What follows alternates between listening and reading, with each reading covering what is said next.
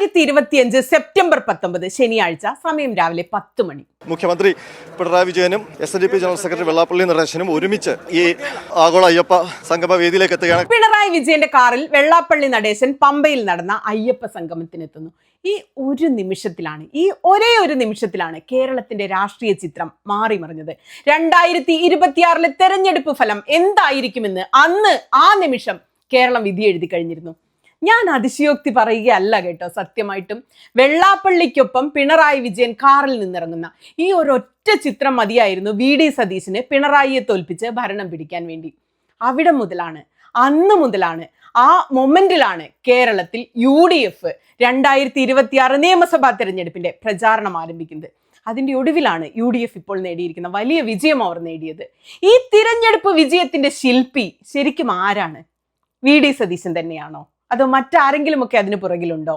VD Satheesan UDFനെ വലിയ വിജയത്തിലെത്തിച്ചു, 100-നപ്പുറം സീറ്റിലെത്തിച്ചുവെങ്കിലും ഭരണപക്ഷത്തുള്ള MLA-മാരുടെ വലിയ പിന്തുണ VD സതീശന് കിട്ടുന്നില്ല.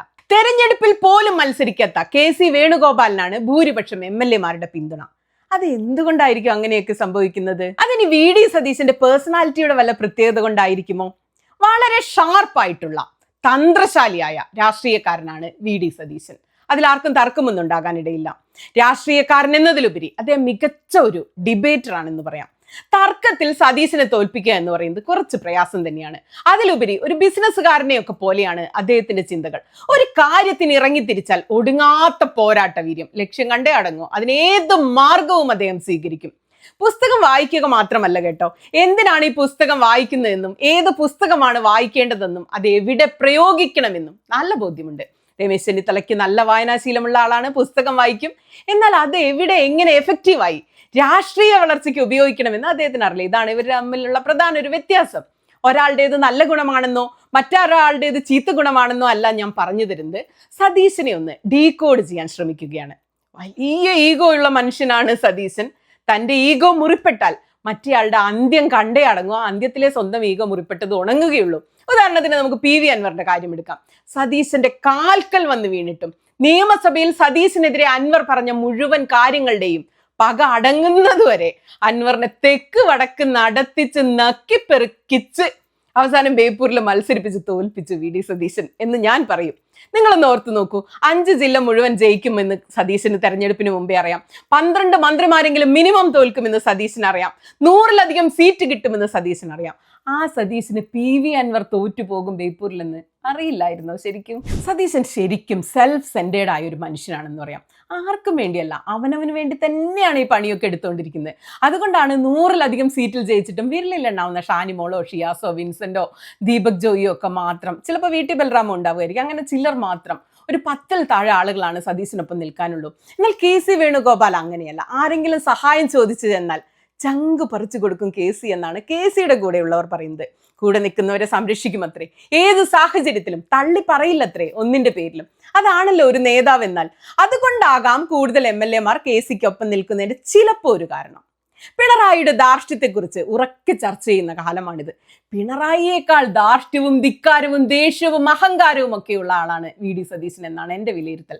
കർക്കശക്കാരൻ, വലിയ ആഗ്രഹങ്ങളൊക്കെ ഉള്ള വ്യക്തി, ധാരാളം സ്വപ്നം കാണുന്നു, അതൊക്കെ നടപ്പാക്കാൻ വേണ്ടി ശ്രമിക്കുന്നു. ബുദ്ധിയുള്ള പ്രൊഫഷണൽ രാഷ്ട്രീയക്കാരനാണ് സതീശൻ എന്ന് പറയാം.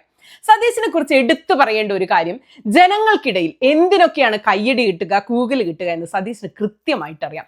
പാർട്ടിക്കുള്ളിൽ കിട്ടുന്ന കയ്യടിയേക്കാൾ ജനങ്ങൾക്കിടയിൽ കിട്ടുന്ന കയ്യടിക്കാണ് സതീശന് വില. അങ്ങനത്തെ കാര്യങ്ങളാണ് ചെയ്യുക.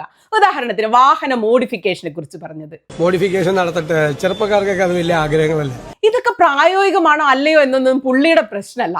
അത് പറഞ്ഞാൽ ജൻസി കൈയടിക്കും, അത് ആഘോഷിക്കും, അത് ഈ തിരഞ്ഞെടുപ്പിനെ സ്വാധീനിക്കും, വോട്ട് പെട്ടിയിൽ വീഴുമെന്ന് സതീശൻ അറിയാം. അതുപോലെ തന്നെ സംഭവിച്ചു. ഇൻസ്റ്റയിലൊക്കെ ഭയങ്കര ആഘോഷമായിരുന്നു ഈ വണ്ടി മോഡിഫിക്കേഷൻ. അങ്ങനെ യുവ വോട്ടർമാർ മുഴുവൻ അറിഞ്ഞു വണ്ടി മോഡിഫിക്കേഷൻ ചെയ്യാൻ സമ്മതിക്കുന്ന ഒരു മുഖ്യമന്ത്രിയും ഭരണവും വരുന്നു, നമ്മളൊക്കെ അതിനായിട്ട് വോട്ട് ചെയ്യണം. അവരൊക്കെ ഇറങ്ങി സതീശൻ നയിക്കുന്ന മുന്നണിക്ക് വോട്ട് ചെയ്യുകയും ചെയ്തു. ഡിജിറ്റൽ സ്പേസിനെ, ജെൻസി സ്പേസിനെ, ഇൻസ്റ്റയൊക്കെ കൃത്യമായി ഉപയോഗിക്കാൻ അറിയുന്ന, യുവാക്കളോട് അവർക്ക് മനസ്സിലാകുന്ന ഭാഷയിൽ സംസാരിക്കാൻ അറിയുന്ന ആളാണ് സതീശൻ. അതുപോലത്തെ ഒരു ബുദ്ധിപരമായ നീക്കമായിരുന്നു ജമായത്തെ ഇസ്ലാമി സഖ്യം. ജമായത്തെ ഇസ്ലാമി പോലും ഇതുവരെ നമ്മളോട് വന്ന് പറഞ്ഞിട്ടില്ല ഞങ്ങൾക്ക് മതരാഷ്ട്രവാദം ഇല്ല. അവിടെയാണ് സതീശൻ ഇറങ്ങി പറയുന്നത് അവർക്കിപ്പോ അങ്ങനെ മതരാഷ്ട്രവാദം ഒന്നും ഇല്ലെന്ന്. ജമായത്തെ ഇസ്ലാമിക്കാർ എണ്ണത്തിൽ വളരെ കുറവായിരിക്കും, വോട്ട് കൊണ്ട് അവർക്ക് ആരും ജയിപ്പിക്കാനും തോൽപ്പിക്കാനും പറ്റില്ല. ഇനിയിപ്പോ ഒരു മണ്ഡലത്തിൽ അവർ 3 പേരേ ഉള്ളൂ എന്ന് വിചാരിക്കുക, പക്ഷെ അത് മതി ഈ മുസ്ലിം വിഷയങ്ങളിലൊക്കെ ഒരു ചർച്ചയാക്കാൻ, അഭിപ്രായ രൂപീകരണം നടത്താൻ, ക്യാമ്പയിൻ നടത്താനൊക്കെ ഇവർക്ക് ഇത് മതി. ചാനലും പത്രം ഉണ്ടല്ലോ. SIR ഈ തിരഞ്ഞെടുപ്പിനെ സ്വാധീനിച്ച അല്ലെങ്കിൽ UDF സഹായിച്ച വളരെ പ്രധാനപ്പെട്ട ഒരു പ്രചാരണ ആയുധമായിരുന്നു എന്നാണ് എൻ്റെ വിലയിരുത്തൽ. അത് മാത്രമല്ല SIR പേരില്ലെങ്കിൽ നാട് വിട്ടു പോകേണ്ടി വരും മുസ്ലിങ്ങൾ എന്ന വലിയ പ്രചാരണമൊക്കെ ആരോ കെട്ടഴിച്ചു വിട്ടു.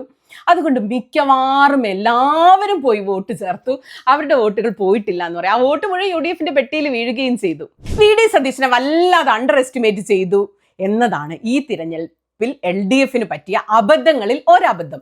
നുണേശൻ എന്നൊക്കെ വിളിച്ചങ്ങ് ക്രെഡിബിലിറ്റി കളഞ്ഞാലൊന്നും ഇല്ലാതാകില്ല സതീശന്റെ ഇലക്ഷൻ വർക്ക് എന്നവർ മുൻകൂട്ടി കണ്ടില്ല. നുണേശൻ എന്നവർ വിളിക്കുമ്പോൾ നുണറായി എന്ന് തിരിച്ചു വിളിക്കാൻ സതീശൻ അറിയാം. സതീശൻ കുറേ കാലമായിട്ട് ചെയ്യുന്നൊരു തന്ത്രമുണ്ട്. എന്ത് പറയുമ്പോഴും ഞാനും പിണറായിയും എന്ന് പറയും. ഞാൻ പിണറായി സംവാദത്തിന് വിളിക്കും. ഞാനും പിണറായിയും ഒപ്പത്തിനൊപ്പമാണെന്നൊരു നരേഷൻ ഉണ്ടാക്കിയത് സതീശൻ തന്നെയാണ്. അങ്ങനെയാണ് UDF മറ്റേത് നേതാക്കളെക്കാളും മറ്റേത് മുതിർന്ന നേതാക്കളെക്കാളും മുകളിലാണ് താൻ എന്ന നറേറ്റീവ് സതീശൻ ഉണ്ടാക്കിയത്. താനാണ് മുഖ്യമന്ത്രി പദവിക്ക് യോഗ്യനെന്ന്. സത്യത്തിൽ ഉമ്മൻചാണ്ടിക്ക് ശേഷം അങ്ങനെ തലപ്പൊക്കമുള്ള ഒരു നേതാവൊന്നും കോൺഗ്രസിൽ ഇല്ലാതായി എന്നതാണ് സത്യം. ഉമ്മൻചാണ്ടി, ആന്റണി, VS അച്യുതാനന്ദൻ, പിണറായി K നായനാർ എന്നൊക്കെ പറയുന്നത് പോലെ ഞാനും പിണറായിയും എന്നൊരു നറേറ്റീവ് അങ്ങോട്ട് മൂപ്പര് സെറ്റ് ചെയ്തു. അതാണിപ്പോൾ മുഖ്യമന്ത്രി കസേരയ്ക്ക് യോഗ്യനാണ് സതീശൻ എന്ന നറേറ്റീവിലെത്തിയത്. ഒന്നും കാണാതെയല്ല സതീശൻ ഈ കാര്യങ്ങളൊന്നും ചെയ്യുന്നത്. നിങ്ങളൊന്ന് പുറത്തേക്ക് നോക്കൂ, എന്താണ് ആ കാണുന്നത്? VD സതീശൻ അനുകൂല പ്രകടനങ്ങൾ നടന്നുകൊണ്ടിരിക്കുകയാണ് ഓരോ ജില്ലയിലും, മുക്കിലും മൂലയിലും. VS അച്യുതാനന്ദന് വേണ്ടിയാണ് ഇതിനു മുമ്പ് ഇതുപോലെ ആളുകൾ തെരുവിലിറങ്ങി നിൽക്കുന്നത് നമ്മൾ കണ്ടിട്ടുള്ളത് അല്ലെ.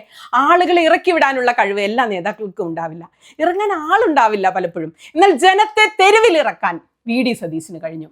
തെരഞ്ഞെടുക്കപ്പെട്ട MLA മുഴുവൻ KCക്കൊപ്പം മല പോലെ നിരന്നു നിൽക്കുമ്പോൾ ജനം സതീശനൊപ്പം ഉറച്ചു നിൽക്കുകയാണ്. ജനപിന്തുണയുള്ള ആൾക്കാണോ പാർട്ടി പിന്തുണയുള്ള ആൾക്കാണോ മുഖ്യമന്ത്രിയാകാൻ യോഗ്യത? എന്താ നിങ്ങളുടെ അഭിപ്രായം? എൻ്റെ അഭിപ്രായം എന്താണെന്ന് വെച്ചാൽ KCക്ക് മുഖ്യമന്ത്രി ആവണമെങ്കിൽ ആദ്യം തന്നെ മത്സരിക്കാമായിരുന്നു, മുഖ്യമന്ത്രി ആകാമായിരുന്നു. ഇതിപ്പോ ജയിച്ചു കഴിഞ്ഞപ്പോൾ 100-ൽ കൂടുതൽ സീറ്റ് കിട്ടി കഴിഞ്ഞപ്പോൾ അവകാശം പറഞ്ഞു വരുന്നതൊരു മോശപ്പെട്ട കാര്യമല്ലേ സത്യത്തിൽ? പട നയിച്ചവൻ തന്നെ മുഖ്യമന്ത്രി ആവട്ടെ എന്നേ ഇതല്ലേ കോൺഗ്രസ്സുകാർ പറഞ്ഞുകൊണ്ട് നടക്കുന്നത്. അല്ലെങ്കിൽ അനിയത്തിയെ കാണിച്ച് ചേച്ചിയെ കെട്ടിച്ചു എന്ന് പറയുന്ന ഭയങ്കരമായ ഒരു അശ്ലീല പഴഞ്ചൊല്ലുണ്ട്. അതുപോലെ തന്നെ ആവില്ലേ ഇവിടുത്തെ കാര്യങ്ങളൊക്കെ.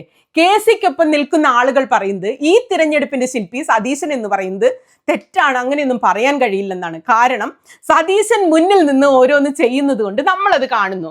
എന്നാൽ എല്ലാത്തിനും പുറകിൽ KC ഉണ്ടായിരുന്നു എന്നാണ് അവരുടെ അവകാശവാദം. തെരഞ്ഞെടുപ്പിൽ മത്സരിച്ചവർക്ക് ആവശ്യമായ പണവും ആളും അർത്ഥവും മുഴുവൻ എത്തിച്ചത് KC ആണത്രേ. സമുദായ നേതാക്കളെയും പള്ളിക്കാരെയും പട്ടക്കാരെയും ഒക്കെ സതീശൻ ഓരോന്ന് പറഞ്ഞ് വെറുപ്പിക്കുമ്പോൾ അവർക്ക് പിന്നാലെ പോയി പ്രശ്നപരിഹാരം ഉണ്ടാക്കുന്നത് KC ആണത്രേ. വിസ്മയങ്ങളിൽ TK സുധാകരൻ, TK ഗോവിന്ദനൊക്കെ KCയുടെ വിസ്മയങ്ങളായിരുന്നു അത്രേ. CPM BJP ഡീൽ ആദ്യം പറഞ്ഞത് KC ആയിരുന്നു അത്രേ. തമ്പുരാൻ അറിയാം സത്യം. നിങ്ങളുടെ അഭിപ്രായം എന്താ? ശരിക്കും സതീശൻ മാത്രമാണോ ഈ തിരഞ്ഞെടുപ്പിന്റെ വിജയശില്പി? നിങ്ങൾ അങ്ങനെ കരുതുന്നുണ്ടോ? ഈ രമേശ് ചെന്നിത്തല പക്ഷം പറയുന്നത് സതീശൻ കഴിഞ്ഞ 5 കൊല്ലമായിട്ട് ഒരു അഴിമതി ആരോപണവും പിണറായി സർക്കാരിനെതിരെ കൊണ്ടുവന്നിട്ടില്ല, ഇങ്ങനെയൊക്കെയുള്ള കാര്യങ്ങൾ നടത്തുന്നല്ലാതെ അഴിമതി ആരോപണങ്ങൾ മുഴുവൻ കൊണ്ടുവന്നത് ചെന്നിത്തലയാണെന്നാണ്. ഒരു കണക്കിന് നോക്കിയാൽ അത് ശരിയുമാണ്. എങ്ങനെയാണ് സതീശൻ ആളുകളെ സ്വാധീനിച്ചതും തെരുവിലിറങ്ങാൻ വേണ്ടി സതീശന് വേണ്ടി തെരുവിലിറങ്ങാൻ ആളുണ്ടായതും എന്ന് നോക്കിയപ്പോൾ എനിക്കൊരു കാര്യം മനസ്സിലായി. സതീശൻ അറിയാം എന്താണ് ജനങ്ങൾക്ക് ആവശ്യമെന്ന്, എന്ത് ചെയ്താൽ എന്ത് പറഞ്ഞാൽ ജനം കൂടെ നിൽക്കുമെന്ന് പുള്ളിക്ക് കൃത്യമായിട്ട് അറിയാം. ഉദാഹരണത്തിന് വെള്ളാപ്പള്ളിയും സുകുമാരൻ നായരും ഒക്കെ മൂപ്പരെ തെറി പറയുന്തോറും മൂപ്പർക്ക് ജനപിന്തുണ കൂടിക്കൊണ്ടേയിരിക്കുമെന്ന് പുള്ളിക്കറിയാം. വെള്ളാപ്പള്ളി പിണറായിക്കൊപ്പം കാറിൽ കയറും തോറും ഇറങ്ങും തോറും ഇടത് തോറ്റുകൊണ്ടേയിരിക്കും. മുസ്ലിം വിഷയങ്ങളിൽ ക്രിയാത്മകമായ പ്രസ്താവനകൾ നടത്തുമ്പോൾ ജനപിന്തുണ കൂടും. ജൻസി ഭാഷയിൽ സംസാരിക്കുമ്പോൾ അവരത് കേൾക്കും. മതേതരത്തെക്കുറിച്ച് സംസാരിക്കുമ്പോൾ ജനപിന്തുണ കൂടും. 100 സീറ്റ് കിട്ടിയില്ലെങ്കിൽ ഞാൻ വനവാസത്തിന് പോകുമെന്ന് പറയുമ്പോൾ ജനപിന്തുണ കൂടും. പിണറായിയെ വെല്ലുവിളിക്കുമ്പോൾ, സംവാദത്തിന് വിളിക്കുമ്പോൾ ജനപിന്തുണ കൂടും. ഓരോ ജില്ലയിലും വിസ്മയങ്ങൾ സൃഷ്ടിക്കുമ്പോൾ ജനപിന്തുണ കൂടും. ഞാനൊരു കാര്യം പറയട്ടെ, പിണറായിയിൽ നിന്ന് തന്നെയാണ് സതീശൻ ഇതൊക്കെ പഠിച്ചതെന്നാണ് എൻ്റെ ഒരു തോന്നലും വിലയിരുത്തലും. ഇടതിൽ നിന്ന് തന്നെയാണ് സതീശൻ സ്ട്രാറ്റജികൾ പഠിച്ചത്. ഇടതിനെയും പിണറായിയെയും നന്നായി പഠിച്ച് അതിൽ നിന്നും പാഠങ്ങൾ ഉൾക്കൊണ്ട് ഇടതിന്റെ വീഴ്ചകൾ ഉപയോഗപ്പെടുത്തിയാണ് സതീശൻ ജയിച്ചതും മുന്നണിയെ ജയിപ്പിച്ചതും. ഈ തിരഞ്ഞെടുപ്പിൽ ജയിക്കാൻ സതീശൻ എല്ലാ തന്ത്രവും ഉപയോഗിച്ചു. അതിൽ സതീശൻ പ്രതീക്ഷിക്കുക പോലും ചെയ്യാത്ത ചില കാര്യങ്ങൾ, വലിയ തോതിൽ അദ്ദേഹത്തെ സഹായിക്കുന്ന ചില ഘടകങ്ങൾ യാദൃശ്ചികമായോ മനഃപൂർവ്വമായോ ഉണ്ടാവുകയും ചെയ്തു. ഉദാഹരണത്തിന് പറഞ്ഞാൽ നമ്മുടെ IAS-കാരനായ ബി അശോകിന്റെ ചില പ്രസ്താവനകൾ വന്നല്ലോ അവസാന സമയത്ത്. വികസനത്തെ മുൻനിർത്തി ഇടത് തിരഞ്ഞെടുപ്പിനെ നേടുമ്പോഴാണ് ഈ വികസനം എന്നൊരു നറേറ്റീവ് അദ്ദേഹം മാറ്റുന്നത്. റോഡ്, പാലം, വികസനമൊന്നും പോരാ നാട്ടില്, അതിനേക്കാളൊക്കെ വളരെ പ്രധാനമാണ് പൗരാവകാശം, മനുഷ്യന്റെ ആത്മാഭിമാനം എന്ന ബി അശോകിന്റെ പ്രസ്താവന ആളുകളിലേക്ക് കാട്ടുതീ പോലെയാണ് പടർന്നു കയറിയത്. വീണ് കിട്ടുന്നതൊക്കെ അല്ലെങ്കിൽ വീഴ്ത്തിയെടുത്തതൊക്കെ തങ്ങൾക്ക് അനുകൂലമായി ഉപയോഗിക്കാൻ സതീശന് കഴിഞ്ഞു. അവരതിൽ വിജയിക്കുകയും ചെയ്തു കേട്ടോ. അതുകൊണ്ടാണ് ഞാൻ പറഞ്ഞത് 2025 സെപ്റ്റംബർ 19 ശനിയാഴ്ച രാവിലെ 10 മണിക്ക് തന്നെ സതീശന് അറിയാമായിരുന്നു ഭരണം കിട്ടി, 100-ലധികം സീറ്റ് ഉണ്ടാകും.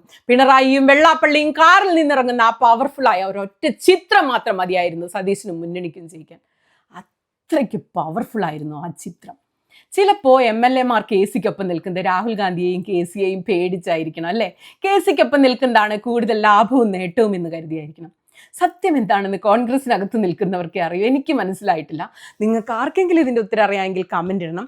എന്തുകൊണ്ട് ഇത്രയധികം ജനങ്ങൾ സതീശനൊപ്പം നിൽക്കുമ്പോൾ, ഈ നാട് മുഴുവൻ ഇറങ്ങി പ്രകടനം നടത്തുമ്പോൾ തിരഞ്ഞെടുക്കപ്പെട്ട MLA-മാർ എന്തുകൊണ്ട് KC-ക്കൊപ്പം നിൽക്കുന്നു? ഉത്തരം അറിയാവുന്ന ഒരു കമൻ്റ് ഇടണേ.